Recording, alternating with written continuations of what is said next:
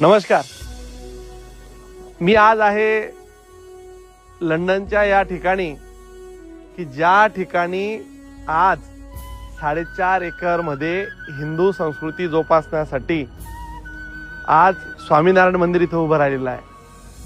खरं तर 29 वर्षापूर्वी हे स्वामीनारायण मंदिर इथं झालं.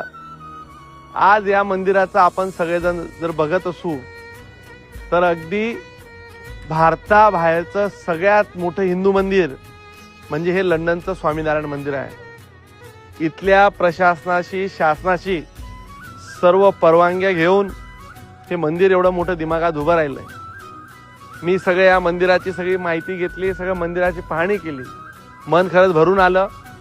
साधारणतः आपले या देशात राहणारे 4 ते 5 लाख हिंदू इथं दरवर्षी व्हिजिट्स करतात. काही जे व्हिजिटर्स आलेले असतात